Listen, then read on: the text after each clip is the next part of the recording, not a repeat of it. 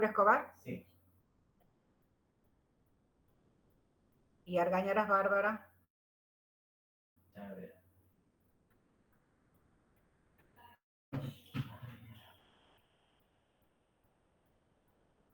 ¿Están viendo la diapositiva? Sí, licenciada. Sí. Sí. Anestesia, ¿sí? Sí. Sí, Bueno, bueno. Entonces vamos a continuar. No figura.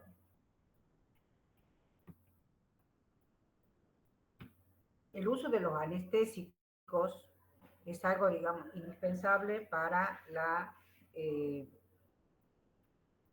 para realizar el tratamiento quirúrgico y a veces procedimientos médicos, como por ejemplo hacer una punción o en el tratamiento quirúrgico hacer una incisión en el abdomen, la laparotomía, porque toda esa actividad, digamos, de incidir provoca una sensación dolorosa y sería imposible realizar un tratamiento quirúrgico, ¿no es cierto?, si no se elimina.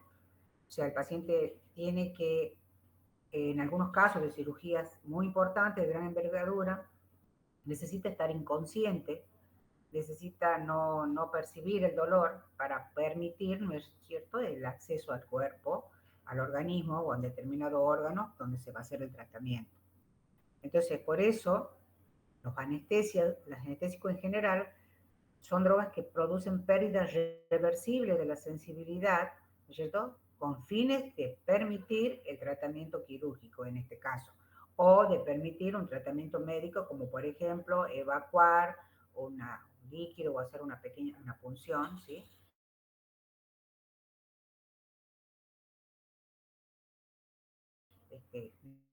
Necesaria para la anestesia, donde hablamos de un conjunto de procedimientos instrumentales y farmacológicos que están destinados a evitar el dolor del paciente en todo o parte de su organismo, o sea, en el lugar donde se va a intervenir, ¿no es cierto?, tratando de que no provoque, evitando la aparición de alteraciones, ¿sí?, orgánicas que sean irreversibles. O sea, lo que estamos diciendo, que se usa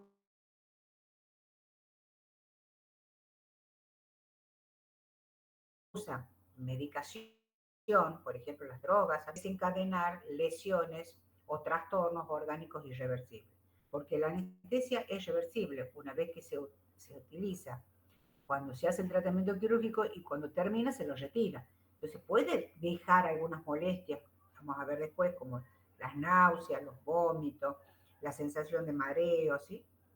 Puede dejar eso, pero eso es rápidamente controlado en las primeras horas hasta que el paciente se estabiliza y se elimine. Si eso dejara un daño orgánico irreversible, entonces no puede usarse, ¿no es cierto?, con fines terapéuticos. ¿Cómo actúan los anestésicos? ¿Sí? Pueden bloquear esa transmisión nerviosa nociceptiva de la cual hablábamos en el dolor, para impedir que las señales, los estímulos de la agresión lleguen al cerebro. O sea, para impedir que se responda, digamos, o que el paciente evite el tratamiento, ¿no es cierto?, y o sea, pueda permitir. Y la otra forma de acción de los anestésicos es que reducen la actividad neuronal. O sea, los anestésicos actúan sobre el sistema nervioso central y la médula espinal, ¿no es cierto?, inhibiendo la actividad neuronal, ¿sí? La captación de parte de ellos, ¿no es cierto?, de esa sensación que va a producir el dolor. En cirugía, ¿no es cierto?, o durante el procedimiento quirúrgico, lo que se quiere lograr es, primero, la inconsciencia, sobre todo en la anestesia general, ¿no? Ya vamos a ver que hay diferentes tipos de anestesia. Lograr la inconsciencia, que el paciente no tenga conciencia de lo que está sucediendo, si no, no permitiría la cirugía. Lograr la analgesia, ¿no es cierto? O sea, anular la sensibilidad, la sensación dolorosa, ¿sí?, para que también se pueda trabajar el equipo de salud, y también anular la pérdida de reflejo y la relajación muscular. Ya van a ver ustedes que se ponen medicamentos que relajan los músculos del paciente, producen la relajación muscular, producen la pérdida de reflejo y eso, al anularse, ¿no es cierto?, va a permitir también la intervención quirúrgica. ¿Cómo se clasifican los analgésicos? Perdón, los anestésicos o la anestesia en general se puede clasificar en 3 tipos. Y ya vamos a ver cada uno de ellos, ¿sí? La anestesia general, que es la que induce el estado de inconsciencia y analgesia en todo el cuerpo. O sea, se coloca, podríamos ver, por vía inhalatoria o intravenosa o combinada, y eso va a producir, ¿no es cierto?, inconsciencia y analgesia en todo el cuerpo. Y después la anestesia regional actúa, como dice regional, actúa sobre una región específica del cuerpo. Por ejemplo, en un hombro, por ejemplo, en los miembros inferiores, donde se hacen, digamos, inyecciones o se administran estos anestésicos en zonas específicas, como por ejemplo en un plexo, un tronco nervioso, en la médula, en la columna vertebral, o sea, por fuera de la epidural, por fuera de la dura madre, o en el líquido cefalorraquídeo que baña, digamos, la médula espinal, ¿sí? Y después tenemos la anestesia local, que esa anestesia local se hace también específicamente en determinados tejidos. Por ejemplo, mucho se utiliza sobre la piel, ¿sí?, para producir analgesia o anestesia a nivel de la piel y de las mucosas, o en forma infiltrativa, con una aguja de punción se atraviesa la piel y puede llegar hasta el tejido celular subcutáneo o hasta el músculo, ¿sí? Entonces, vamos a ver la anestesia general. Como dicho, tiene ciertas características que nosotros le vamos a tener en cuenta, ¿no es cierto?, que en primer lugar produce inconsciencia, ¿no es cierto? Nosotros vemos que el paciente presenta una depresión del sistema nervioso central, ¿sí? Pero todo eso es un cuadro reversible, ¿sí?, de pérdida de conciencia, de analgesia y también de relajación muscular y pérdida de reflejo. Entonces, el paciente, en este caso que recibe anestesia general, es incapaz de responder a los estímulos dolorosos. Y es lo que permite, ¿no es cierto?, realizar la cirugía, ¿sí? La relajación de los reflejos, la relajación muscular, la ausencia de los reflejos, la inconsciencia, ¿no es cierto?, es lo que va a permitir la cirugía. Y nosotros vamos a ver un paciente que requiere, para respirar, para mover los músculos, porque se produce relajación muscular, paralizan los músculos respiratorios, los músculos torácicos, ¿no es cierto? Entonces, este paciente requiere ser ventilado de forma externa a través de un aparato que se llama ventilador o respirador. Y requiere que para que funcione ese ventilador o respirador se le coloque un tubo a través de la tráquea, o sea, a través de la boca, que llega hacia la tráquea, ¿no es cierto?, lo que llamamos tubo endotraqueal. O sea, eso es lo que va a permitir, ¿no es cierto?, que el paciente pueda seguir ventilado, ¿sí? Porque lo que se provoca la droga en anestesia general es un coma farmacológico. Y al estar así en esa situación, él no tiene una conciencia para respirar. Entonces, conectado a un equipo, ya lo vamos a ver más adelante o lo van a ver ustedes en el quirófano. ¿Cuáles serían los objetivos de la anestesia general? Y bueno, lograr, digamos, la inconsciencia, la relajación, el bloqueo de la respuesta adrenérgica. Tiene ciertas ventajas, ¿no es cierto?, porque el paciente permite la cirugía, puede reducir el estrés, puede revertir cuando se corta el anestésico, pero también tiene ciertas desventajas que deben ser observadas durante todo el procedimiento o todo el proceso de inducción, de mantenimiento hasta la salida del anestésico, hasta que se elimina, ¿sí? Puede producir reacción alérgica porque es una droga ajena al organismo. Puede producir en todos los pacientes en el postoperatorio inmediato, a veces en la mayoría de ellos, náuseas y vómitos, ¿no es cierto? Cefalea, puede producir cefalea. Pero lo más importante es que los anestésicos también, al deprimir el centro respiratorio, pueden producir efectos adversos circulatorios y respiratorios. Por eso es que de forma continua hay un profesional que es el anestesista, que es quien administra la anestesia general, y que es el que controla la función cardiovascular y respiratoria en forma continua del paciente, desde que se inicia la anestesia hasta que se hace reversible. se revierte. ¿Qué drogas se utilizan en la anestesia general? Se pueden usar gases, ¿sí? Anestésicos que se inhalan, o sea, se coloca una máscara al paciente y esa máscara, a través de ella, se administra desde un aparato, ¿no es cierto? Gases anestésicos que van a producir, ¿no es cierto?, la inducción anestésica y el paciente va a empezar a tener, digamos, va a permitir a través de esta inducción que se le coloque ese tubo endotraqueal, ¿no es cierto?, se lo duerme, se produce hipnosis y relajación, entonces va a permitir que se coloque el tubo endotraqueal, ¿sí? El alotano, el óxido nitroso, ¿sí? Hay diferentes drogas que se utilizan como gases anestésicos inhalatorios. Y después están los anestésicos intravenosos, ¿sí? El paciente cuando ingresa a quirófano generalmente no ingresa con vía intravenosa, pero todo paciente que va a recibir anestesia general, una vez que se ha colocado en la mesa de operaciones, se toma la vía endovenosa segura para la administración del anestésico, ¿sí? ¿Y qué se utiliza? Un analgésico, por ejemplo el fentanilo, un hipnótico que lo va a dormir al paciente, por ejemplo el propofol, y el relajante muscular, la succinilcolina, ¿no es cierto?, que lo que va a producir, digamos, el efecto relajante de la musculatura para también permitir, ¿no es cierto?, que la intervención quirúrgica. También tiene que tener en cuenta que la anestesia general tiene fases, ya lo estaba diciendo, tiene una fase de inducción, una fase de mantenimiento o una fase de recuperación o salida. En la fase de inducción, ¿no es cierto?, se produce la hipnosis, se produce la analgesia, se hace la relajación muscular y eso va a permitir que se intube el paciente, ¿sí?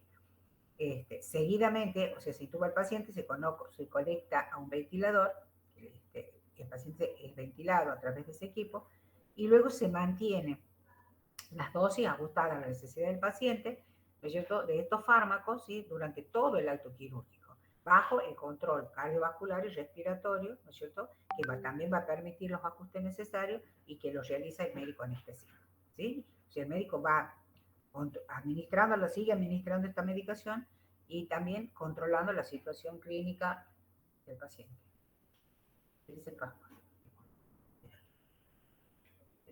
Y luego tenemos la recuperación o salida, a donde una vez que el médico cirujano realiza el último punto de sutura, o sea, ha realizado la cirugía, la intervención quirúrgica durante el mantenimiento de la anestesia, ha realizado el acto quirúrgico, entonces, una vez que termina de suprimir el anestésico, ¿sí? Entonces vemos que el paciente empieza a metabolizar la anestesia que queda en el organismo y empieza a despertar, empieza a tener los reflejos presentes, el reflejo de deglución y el reflejo de la tos, ¿sí? Eso hace que se saque el tubo endotraqueal que se ha colocado, deja de ser ventilado con el equipo externo y el paciente empieza con su respiración espontánea. Eso es un indicio, ¿no es cierto?, que el paciente se está despertando, se vuelve consciente y que tiene los reflejos presentes. Eso ocurre durante la recuperación o salida. Se cesa la droga entonces y vuelve el paciente a su estado vigil, vuelve a respirar en forma espontánea y ya no es necesario tener una ventilación mecánica externa.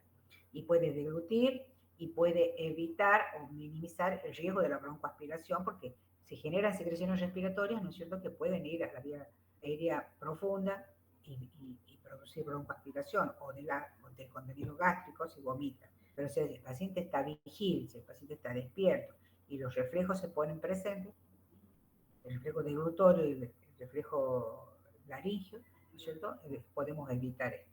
Entonces, recién el paciente, después de la salida, ¿no es cierto?, con la eliminación de la anestesia y recuperando su estado de conciencia, es trasladado, digamos, ya para cursar su postoperatorio.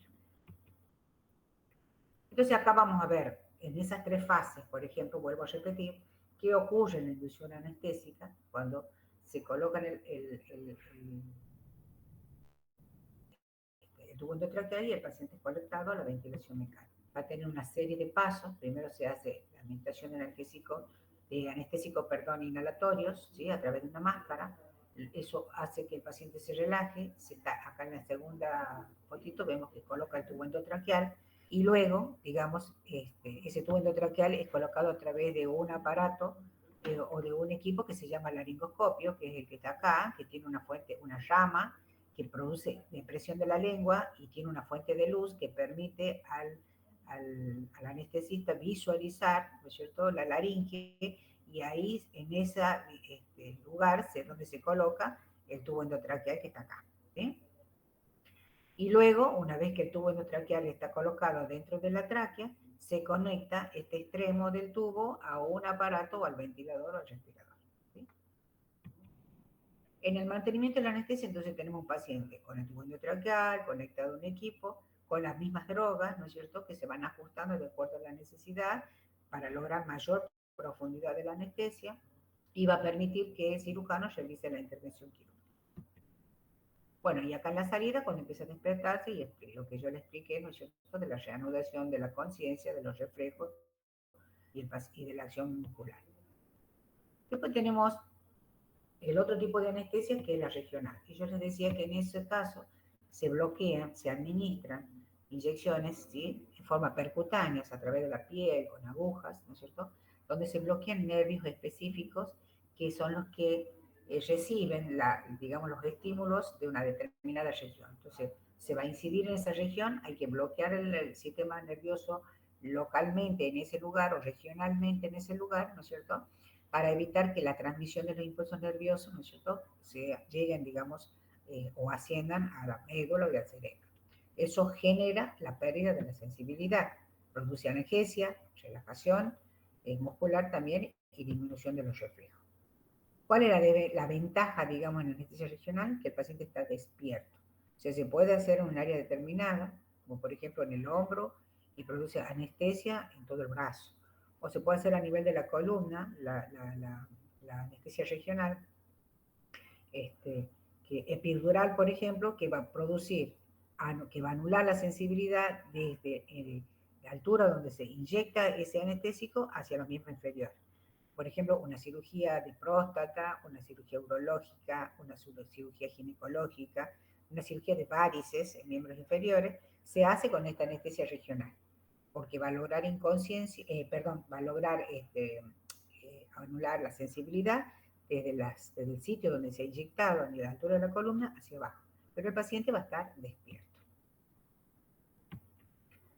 Fíjense que es necesario, por ejemplo, para la anestesia a nivel, colocar en la columna vertebral, determinada posición el paciente sentado en la mesa de operaciones, ¿no es cierto?, poniendo la columna, o sea, si el paciente va hacia adelante, cruzando los brazos, y expone la columna, para abrir los espacios intervertebrales, y allí se coloca un trocar, ¿sí?, que puede llegar, digamos, por fuera de la dura madre o en el líquido cefalorraquídeo, ¿no es cierto?, para inyectar dependiendo si va a ser, digamos, epidural o va a ser subaranoideo.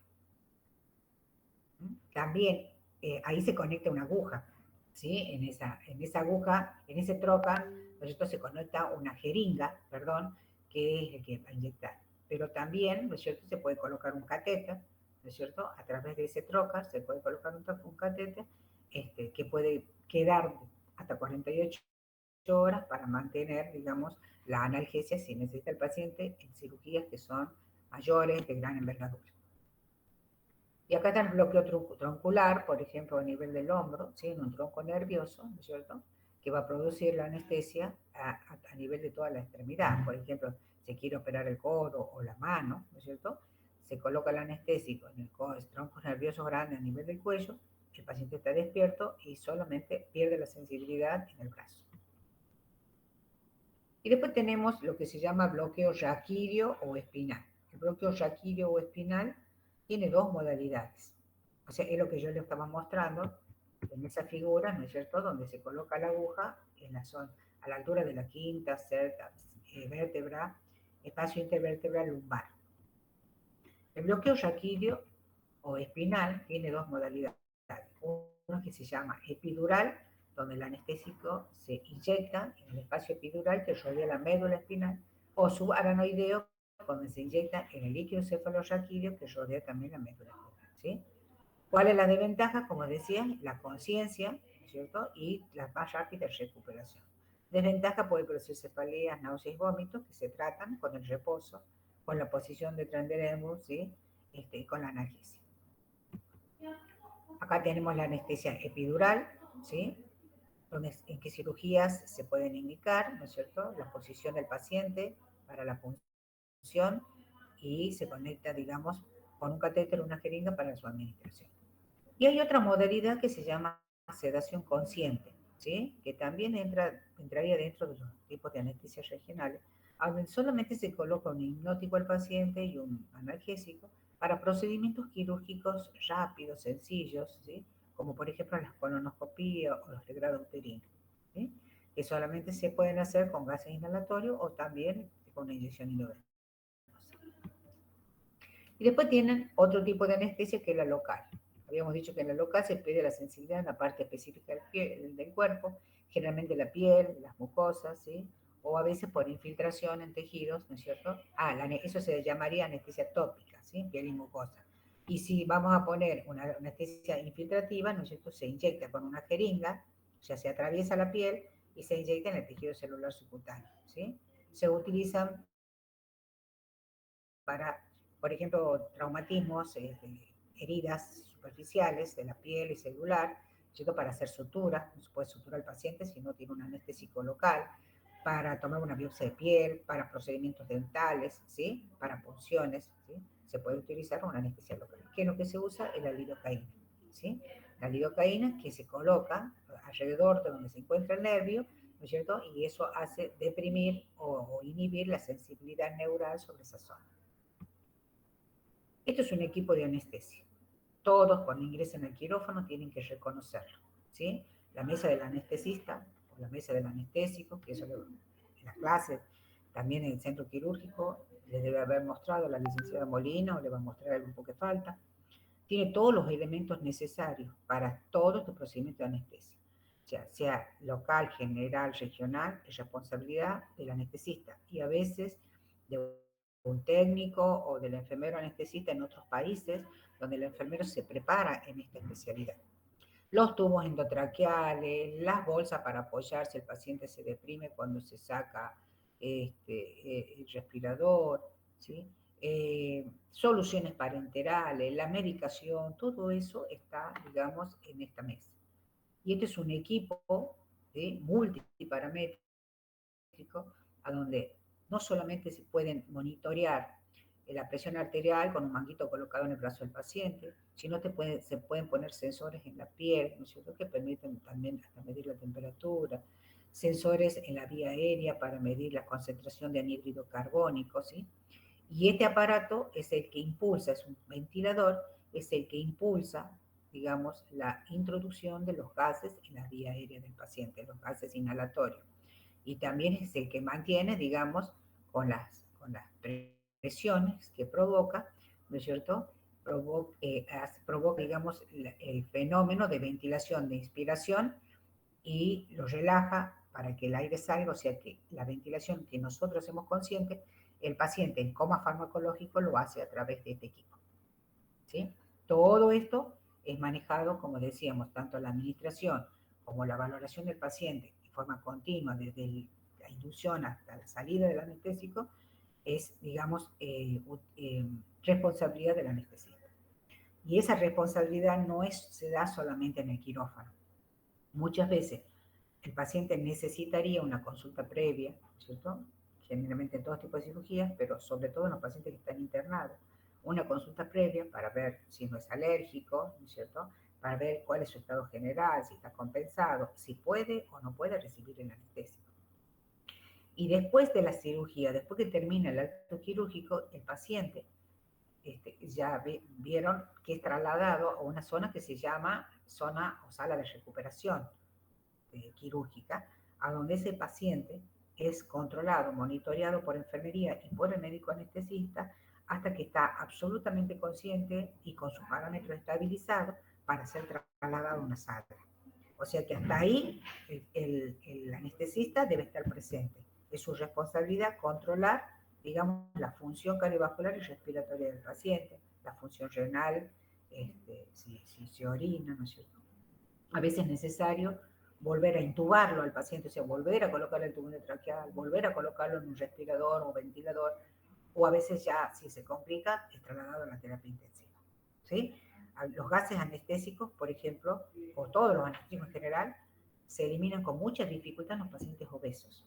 Entonces, son los pacientes obesos o pacientes desnutridos, ¿no es cierto?, donde la metabolización de los anestésicos se hace más lenta y por lo tanto les lleva más tiempo volver a cobrar el estado de conciencia, los reflejos, la contracción muscular. Entonces, esos pacientes requieren mayor tiempo de atención, porque todavía no se han sido eliminados, digamos, totalmente. A veces va a la sala el paciente con restos y puede tener náuseas, vómitos, pero está consciente, tiene reflejo. Esa es la condición para que el paciente pueda ser trasladado a una unidad general. Si no, queda en la sala de recuperación anestésica o va a la terapia intensiva. ¿Sí?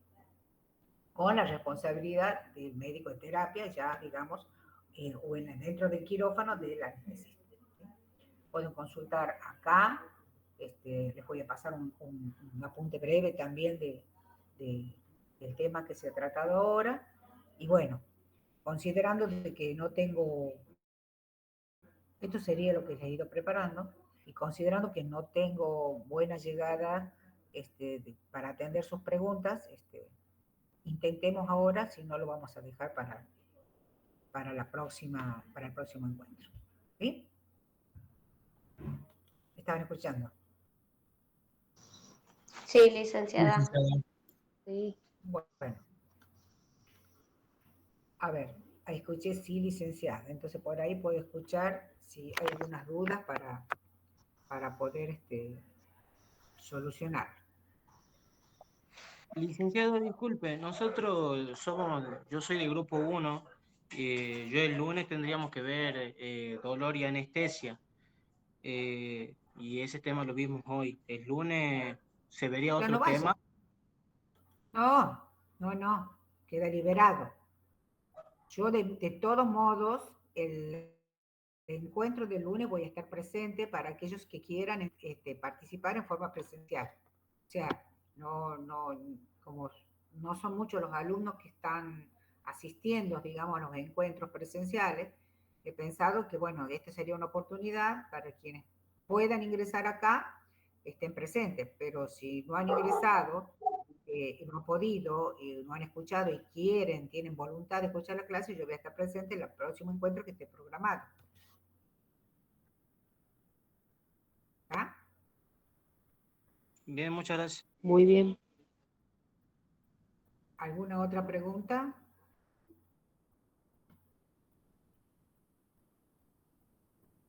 ¿No? Bueno, nos estamos viendo entonces la próxima semana. ¿Sí? Hasta luego. Buen fin de para todos, felices Pascuas. Gracias, licenciada.